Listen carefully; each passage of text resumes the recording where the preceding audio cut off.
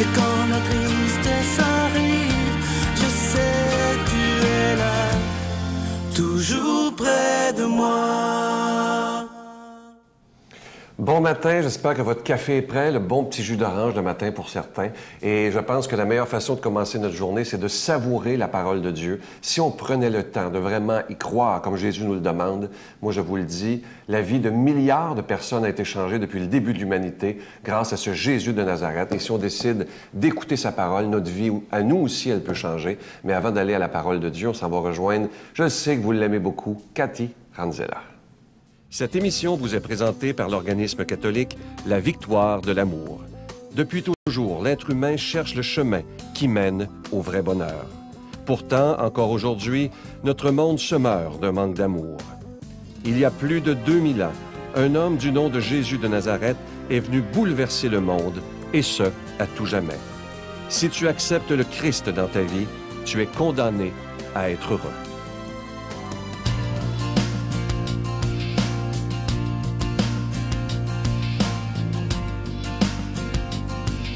Bon matin à tous. Ce matin, mon message, j'ai peur. Eh oui, qu'est-ce qui vous fait peur?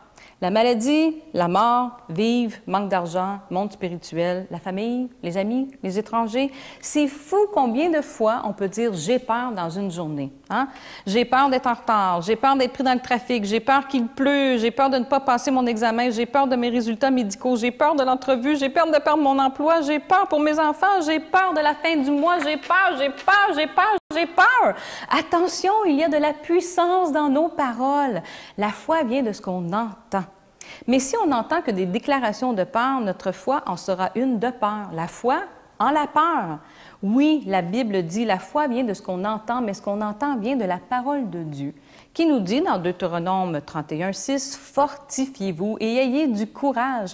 Ne craignez point, ne soyez point effrayés, car l'Éternel, ton Dieu, marchera lui-même avec toi. Il ne te délaissera point, il ne t'abandonnera point. » Josué 1:6, « Fortifie-toi et prends courage. Ne t'ai-je pas donné cet ordre? Fortifie-toi et prends courage. Ne t'effraie point et ne t'épouvante point, car l'Éternel, ton Dieu, est avec toi dans tout ce que tu entreprendras. » 1 Chronique 28:20, « Fortifie-toi, prends courage et agis. Ne crains point et ne t'effraie point, car l'Éternel Dieu, ton Dieu, sera avec toi. Il ne te délaissera point, il ne t'abandonnera point. » Dans Romains 8:15, « Vous n'avez point reçu un esprit de servitude pour être encore sous la crainte, mais vous avez reçu un esprit d'adoption, par lequel nous crions « Abba, Père ». Papa! C'est notre papa roi. Imaginez, il veut prendre soin de nous. Encore dans Hébreux 13:5, il dit « Je ne te délaisserai point, je ne t'abandonnerai point. » Pourquoi s'inquiéter de ce qu'on ne peut contrôler? Ça ne donne rien. Philippiens 4:6, « Ne vous inquiétez de rien, mais en toutes choses, faites connaître vos besoins à Dieu par des prières et des supplications avec des actions de grâce. » Il ne faut pas être ingrat. Et la paix de Dieu, qui surpasse toute intelligence, gardera vos cœurs et vos pensées en Jésus-Christ. C'est extraordinaire. Ésaïe 41:10, « Ne crains rien, car je suis avec toi. Ne promène pas des regards inquiets, car je suis ton Dieu. Je te fortifie, je viens à ton secours. Je te soutiens de ma droite triomphante. » Dieu est tout-puissant. Alors, on peut dire « Mon Dieu », hein? Pas juste mon Dieu, mon Père, mon Papa roi. Hein? Donc, si c'est mon Père, on dit mon Père, c'est le plus fort. Notre Père qui es aux cieux, que ton nom soit sanctifié, que ton règne vienne, que ta volonté soit faite sur la terre comme au ciel. Donne-nous aujourd'hui notre pain de ce jour. Pardonne-nous nos offenses, comme nous pardonnons aussi à ceux qui nous ont offensés. Et ne nous soumets pas à la tentation, mais délivre-nous du mal, car c'est à toi qu'appartiennent le règne, la puissance et la gloire, pour les siècles des siècles. Amen. Demandez et vous recevrez. Ayez l'audace de croire en l'impossible. Voilà ce que Jésus nous promet dans l'Évangile. C'est un très beau verset, mais est-ce qu'on y croit vraiment? Demandez et vous recevrez. C'est tellement important, cette phrase de Jésus. Et une autre place, Jésus nous dit, « Tout ce que vous demanderez à mon Père en mon nom, croyez que vous l'avez reçu, et cela vous sera donné. Si on décidait de croire totalement à ces promesses de Jésus, notre vie pourrait changer d'une façon extraordinaire. Et c'est ce que je vous explique dans ce livre, Demandez, vous recevrez. Il y a déjà des milliers de personnes qui l'ont commandé à travers les années et je sais que c'est un livre qui a fait du bien. Alors moi, je vous remercie de tout cœur de votre grande générosité. Vous savez que vos dons nous permettent de payer pour être à la télévision, pour la production et la diffusion. Et je vous rappelle que vous recevrez comme cadeau un livre avec un don de 25 $ et plus, et vous en recevrez 2 avec un don de 40 $ et plus. Je vous donne l'adresse. La Victoire de l'amour, casier postal 120, succursale Boucherville à Boucherville, le J4B 5E6, je vous la redonne. La Victoire de l'amour, casier postal 120, succursale Boucherville à Boucherville, le J4B 5E6. Également par téléphone, par carte de crédit dans le 514-523-4433, 523-4433, ou sans frais, le 1-888-811-9291, 1-888-811-9291, et aussi sur notre site Internet, le www.lavictoiredelamour.org. Alors, je vous rappelle le titre de ce nouveau livre, « Demandez et vous recevrez ». Moi, je suis sûr que si on mettait les conseils de Jésus en pratique, notre vie changerait totalement. Et cette phrase-là, elle est vraie. « Demandez et vous recevrez ».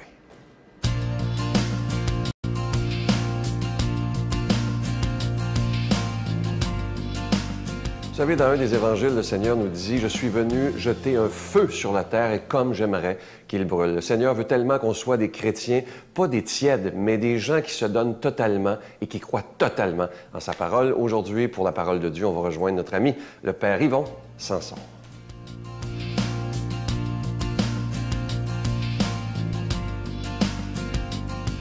Bon matin à chacun et chacune d'entre vous.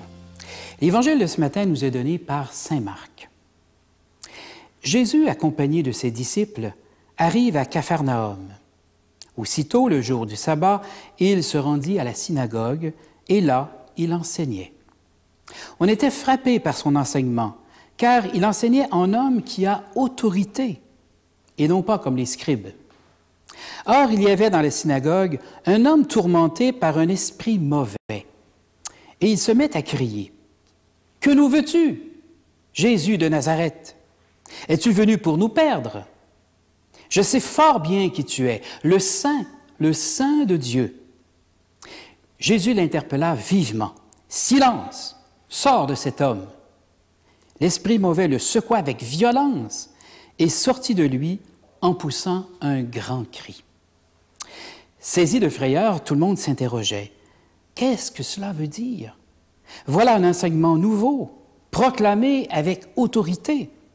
Il commande même aux esprits mauvais et ils lui obéissent. Dès lors, sa renommée se répandit dans toute la région de la Galilée. Un évangile un peu particulier ce matin.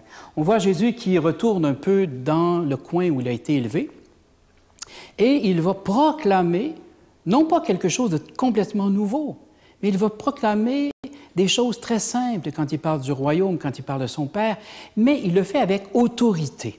Il n'est pas venu livrer une leçon apprise par cœur, il dit simplement le débordement de son cœur.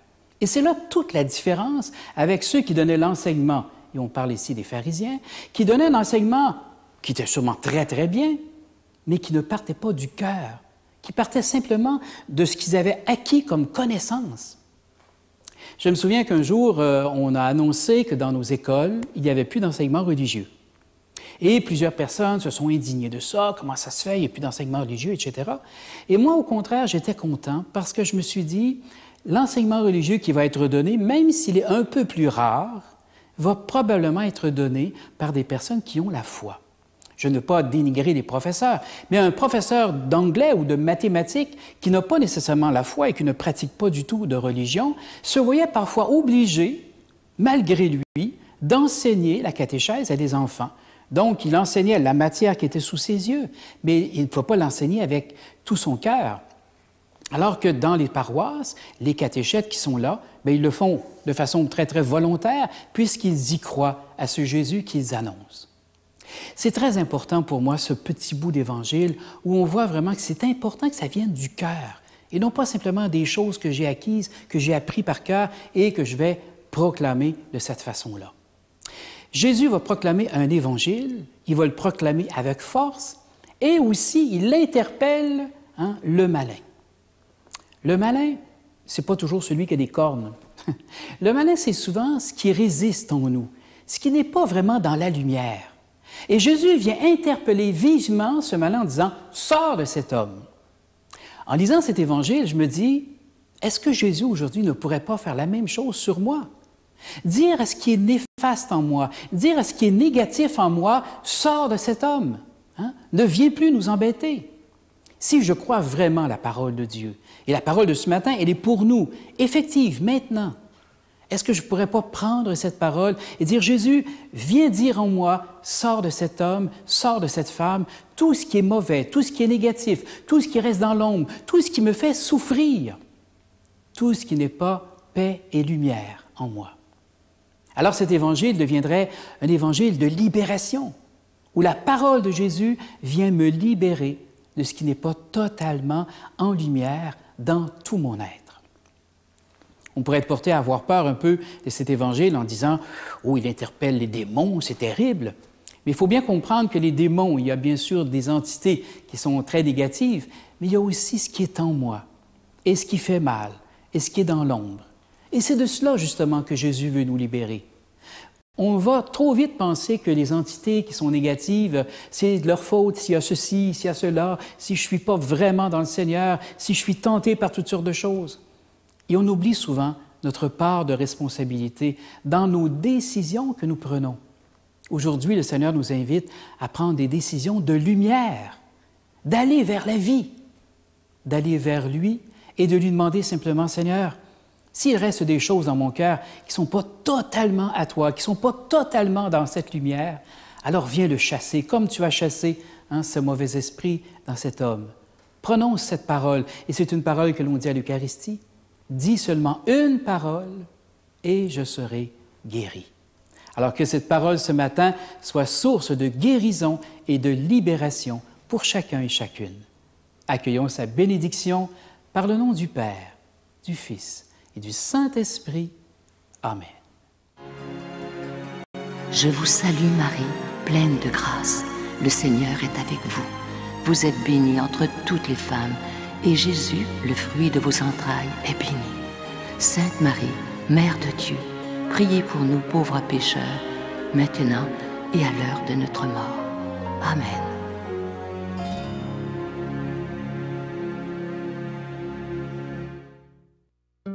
Dans le cadre de l'année de la foi, la Victoire de l'amour vous invite à son pèlerinage du 2 au 13 mai 2013. Nous irons ensemble à Paris, Versailles, Saint-Malo, le magnifique Mont-Saint-Michel, Chartres et Lourdes, en compagnie de Monseigneur Jacques Gaillot, Miguel Padilla et moi-même. Célébration eucharistique à tous les jours et enseignement. Réservez rapidement avec Voyage Intermission dans le 514-288-6077, 288-6077 ou sans frais le 1-800-465-3255, 1-800-465-3255. Venez vivre des moments inoubliables en compagnie de celui qu'on appelle Monseigneur des Hôtes, Monseigneur Jacques Gaillot de Paris.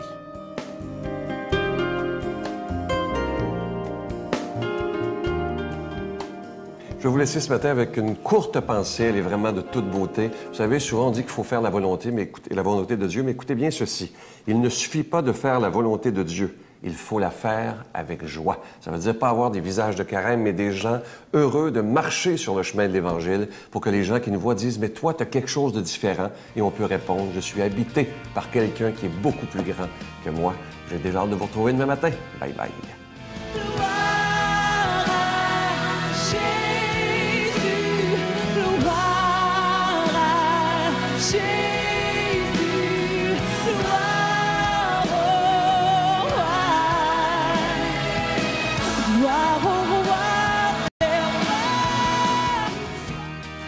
La Victoire de l'amour remercie de tout cœur les Résidences Soleil de leur accueil si chaleureux.